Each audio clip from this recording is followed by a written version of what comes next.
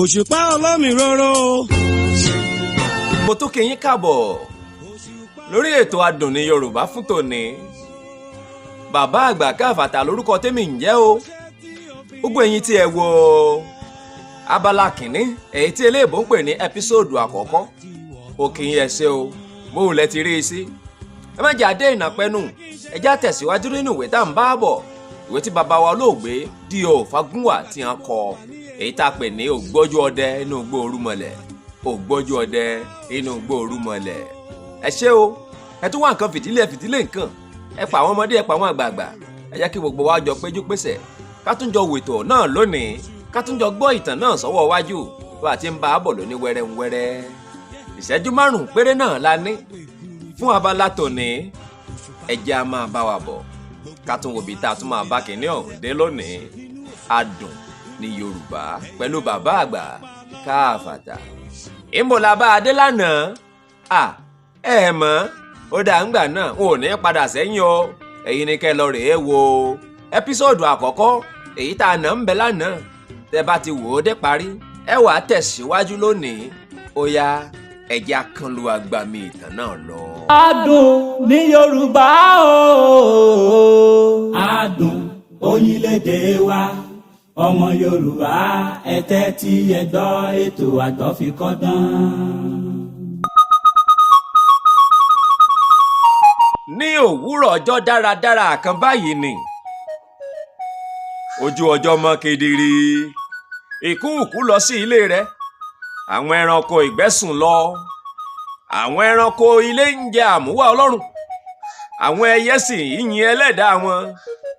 atẹ́gùn àlàáfíà ń fẹ́ lu àwọn ewéko ìgbẹ́, gbogbo wọn dúdú mirin mirin. oòrùn yọ ní ìlà oòrùn nínú ọlá tí Ọlọ́run fi fún un. ó tan ìmọ́lẹ̀ sí inú ayé, àwọn ọmọ ènìyàn sì bẹ̀rẹ̀ sí ìrìnkèrindò wọn. èmi pẹ̀lú jókòó lórí àga mi, mo fẹ̀yìntì gbẹ̀rẹ̀gbẹ̀rẹ̀gbẹ̀, mò ń gbádùn ara mi. kò pẹ́ púpọ̀ tí mo jókòó yìí ni mo rí tí ọkùnrin arúgbó kan wọlé tọ̀ mí wá. ó kí mi, èmi náà sì kí. níwọ̀n bí mo sì ti wòye pé ó ń fẹ́ jókòó, mo gbé àga fún un. mo kọ ojú àga tirẹ̀ sí tèmi. lẹ́yìn ìgbà tí àwa méjèèjì jókòó tán, ó bẹ̀rẹ̀ sí í ṣe àwàdà, a sì ń rẹ́rìn-ín bí ẹni pé a tilẹ̀ ti mọ ara wa rí ni. ṣùgbọ́n kò pẹ́ púpọ̀ tí a ń ṣe èyí iná ni mo kíyèsí tí ọkùnrin náà mí ẹ̀dùn kanlẹ̀ bí ẹni pé ó ń ronú nǹkan ńlá. bí mo sì ti ń pètè àti béèrè ìdí rẹ̀ èyí tí ó fi ṣe bẹ́ẹ̀, òun pàápàá bẹ̀rẹ̀ sí ọ̀rọ̀ yìí sọ. ó wí báyìí pé mú ohun ìkọ̀wé rẹ, bẹ̀rẹ̀ sí kọ ìtàn tí èmi ó sọ wọ̀nyí sílẹ̀.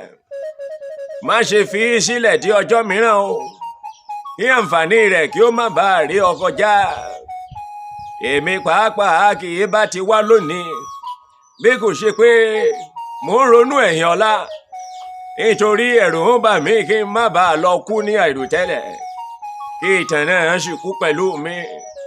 ṣùgbọ́n bí mo bá sọ ọ́ fún ọ lónìí tí ìwọ bá sì kọ ọ́ sílẹ̀ dáradára, bí ọjọ́ mi bá tilẹ̀ pé tí mo kú, àwọn ọmọ aráyé kò ní gbàgbé mi.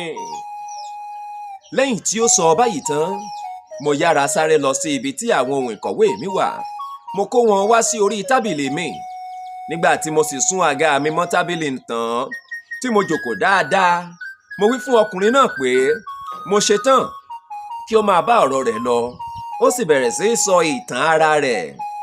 ó wí báyìí pé kí ni tí ọkùnrin náà sọ?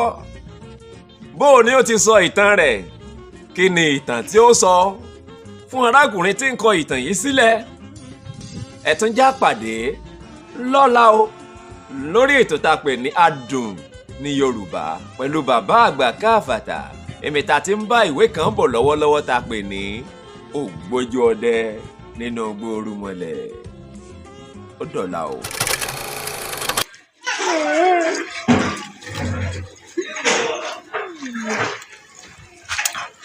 ó ga ọ ní òkun fẹ́ tán ṣá.